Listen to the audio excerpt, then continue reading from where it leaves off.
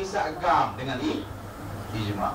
Saudara cari sesungguhnya makan gam haram mengikut surah Al-Baqarah. Ya tak ada. Sebab itulah Wahabi lah, kalau boleh wasuk-wasuk lah. Dia uno satu istilah Quran hadis, ijma' tak pakai, qiyas tak apa? Qiyas tak pakai. Ni masalah dia jadi masalah. Okey, saya ambil satu contoh yang terakhir untuk yang menjadi kita punya perbahasan. Saudara, orang pakai ilmu ni di utara seorang pucuk 3 orang. Mak dia tak sepakai ijma' dan qiyas. Ada berapa orang, tak ramai mana. Kalau saya tangkap ikat ke pokok kenggau tak apa. Tak ramai apa dia ni. Baik, solat pula. Kenapa kita doa lepas sembahyang? Dan kenapa boleh? Ambil soalan Nabi sallallahu alaihi wasallam. Ditanya soalan Nabi sallallahu alaihi wasallam. Ini soalan ni rekasan daripada sallallahu alaihi wasallam. Jangan buat saudara baca soalan Nabi sallallahu jangan gitu. Sabda Nabi SAW pula. Ini sama lah ni, SAW lah ni. Dalam kitab dia akan buat Sa'lam Ain Mim. Baik. Sabda soalan Nabi sallallahu alaihi wasallam. Ayyud doa akrabu. Manakah doa yang paling hampir? Nabi pun jawab. Qala jawabun fi jawabil lail. Fi jawabil lail. Waduburi sholawatul maktubah. Ditanya kepada Nabi, manakah doa yang paling akrab sekali? Ila Allah subhanahu wa ta'ala. Ila Allah subhanahu wa ta'ala. Qala, Nabi jawab, fi jawbil lail. Pada qiyam lail, tengah malam lah, waktu sahur. Waktu sahur pukul 4 pagi, pukul 3:30 pagi. Dan waduhuis salawatul maktubah, dan sebaik saja di belakang solat 5 waktu selepas salam. Maka sebab tu saudara, bila kita selepas salam, ulama-ulama tak sabar-sabar nak berdoa. Sebab itu assalamualaikum warahmatullahi. Dah doa dah bubuh dah.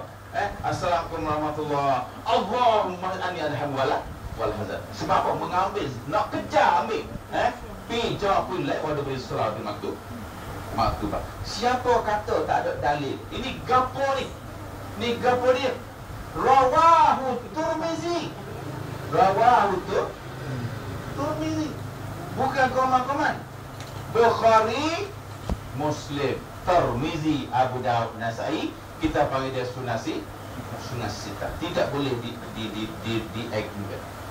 Saudara, yang di sinilah ulama-ulama. Sebab tu ulama buat, dan tidak ada ulama yang mengharamkan. Tidak orang masuk neraka saja. Baca sembahyang masuk neraka, soal doa lepas sembahyang masuk neraka, wirid masuk neraka. Saya tak kata masuk neraka, kata habis bid'ah masuk neraka. Kita kata bid'ah ada $1, ada $1.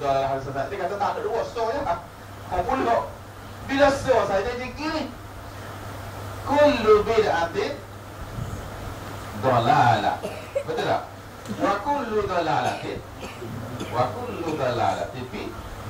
finnar.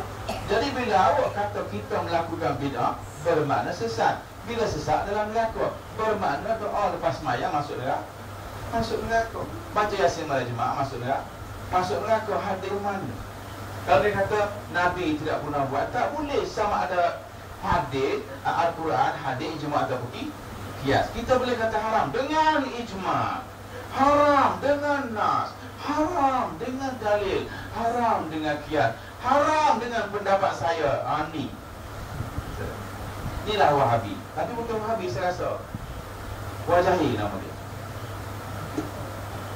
Sebab inilah saya kata nak jelaskan. Sebab apa kita mengaji, kita kena faham kenapa boleh, kenapa tidak boleh. Begitu juga dengan baca Yasin malam Jumaat. Tidak, yang paling popular ke baca Yasin lah. Ada satu kawan saya, Ustaz, kenapa kita baca Yasin? Sahabat tak buat, Nabi tak buat, Rasul tak buat, ulama tak buat. Itu dia. Saudara, baca Yasin tak buat apa je. Seluruh umat Islam baca Al-Quran. Dia tak baca tu pasal apa? Cuma dia malam Jumaat ni, malam yang Nabi sebut begini. Okey, saya ulang balik. Nabi ada sebut la takhussu lailatal jum'ati bi qiyamin lailatal jum'ati bi qiyamin wa min bainal layali. Ini kisah cerita asalnya rawahu Muslim.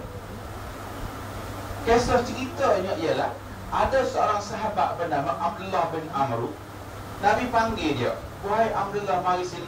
Aku dengar mu buat, mu puasa tak buka-buka dan mu semaya tak tidur. Mari sini.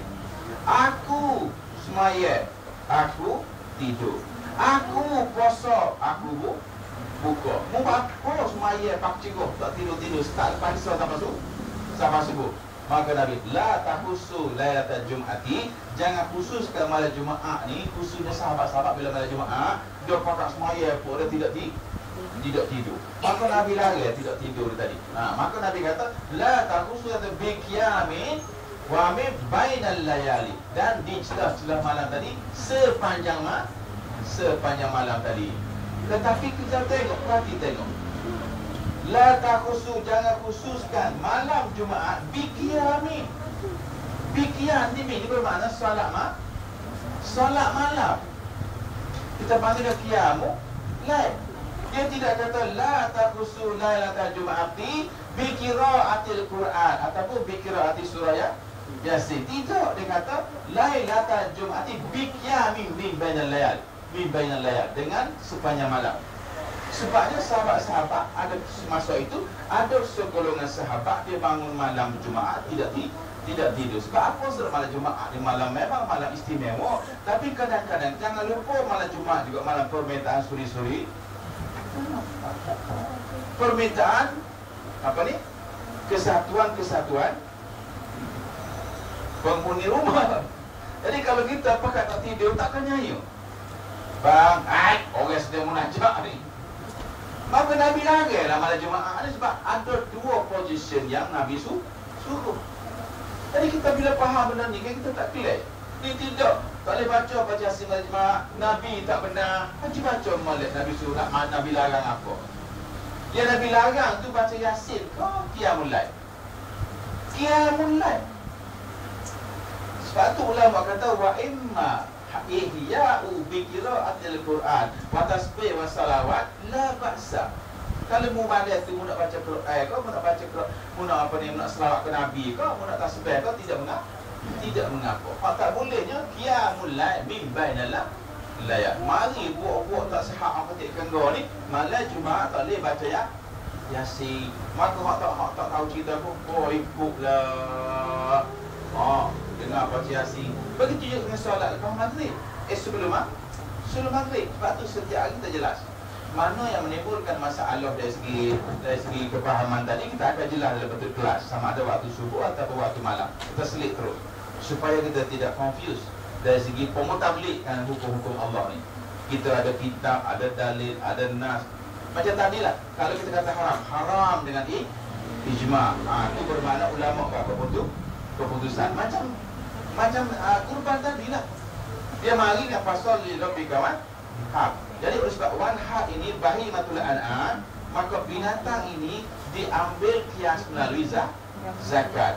Maka lahirlah zakat mesti dikeluar dengan binatang lembu, kerbau dan kambing biri-biri. Tak bolehlah kita sembelih korban dengan itik serati. Sebab apa? Sebab kalau zakat dia tu binatang-binatang macam ni, maka kena keluar. Kau ada zakat air serati? Tak ada kan? Kalau bila kita ternak ayam, dia tak panggil binatang, dia panggil pendapatan. Zakat pendapatan. Dia tak boleh dah zakat binatang. 100 ekor ayam, 1 ayam jantan. Tak ada.